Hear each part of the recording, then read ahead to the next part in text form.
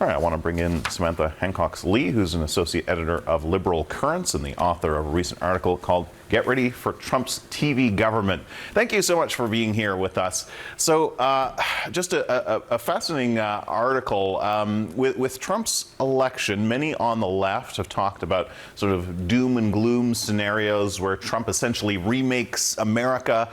You argue basically they should chill out, at least about that fear specifically, because his style of authoritarianism is based on something you call guerrilla channel governance, a term I love there. So briefly explain what you mean by that.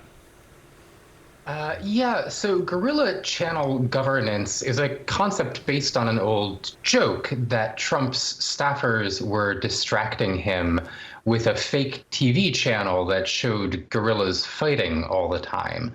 And the concept of guerrilla channel governance is basically that Trump is an old man, he is tired, he's distractible, and he's clearly responding to what he sees on the television.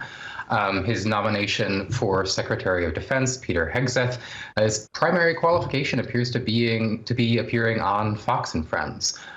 He's nominated Dr. Oz, a TV doctor, for Centers for Medicare and Medicaid Services Administrator.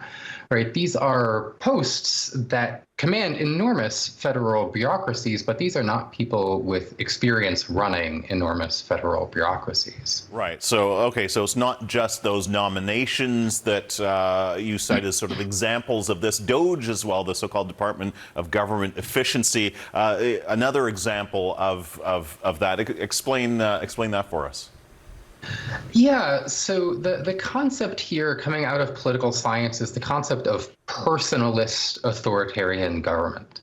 And in a personalist system, the big boss creates a lot of different lieutenants who have conflicting and overlapping mandates. And this inherently creates conflict within their own government, effectively, and that's the point.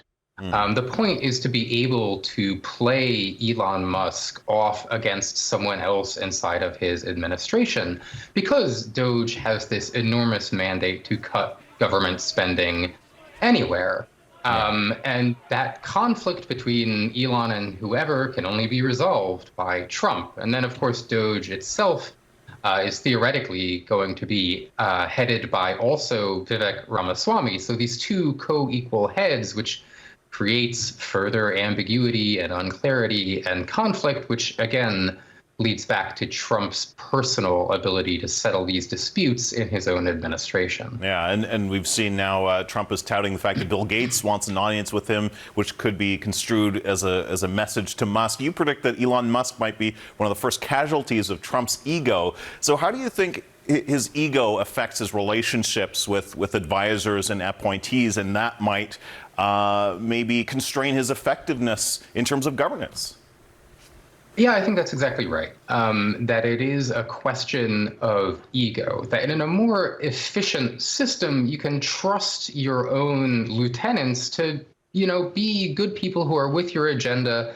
Under a personalist system, you always feel most threatened by your own lieutenants. And so Elon, who has an enormous amount of personal wealth, of media influence through his ownership of X, formerly Twitter, it is precisely because he has an independent power base that he's going to be perceived as most threatening to Trump. In the old metaphor, the tall poppies get cut first. All right. So as we saw in Trump's first administration, they didn't actually get that much done because they didn't follow procedure, they didn't do their homework, and often things got bogged down in the courts, for example. But don't you think they'll have learned from that experience? I mean, Project 2025 was specifically conceived to pave the way this time around. So where do you think, how do you think that will play into it, and where do you think he'll be most successful? I think Project 2025 is absolutely a response to some of the difficulties that Trump had in his first administration. I think structurally, you are always going to be in trouble trying to get a very large bureaucracy to do what you want it to do.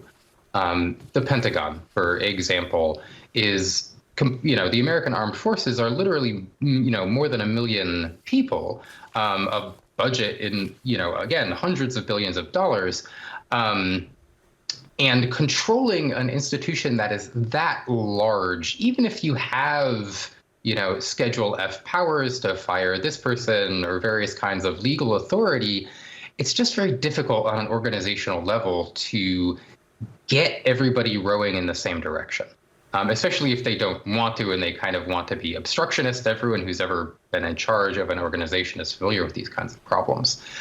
So where is Trump going to be most successful? It's where he's rowing with the tide of the party or of existing federal bureaucracies.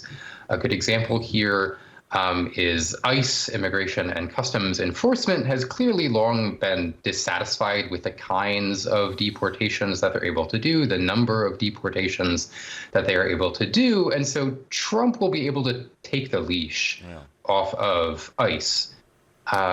In terms of going to war with Mexico, the Pentagon does not want to go to war with Mexico, and they will almost certainly do a great deal to stop that from happening.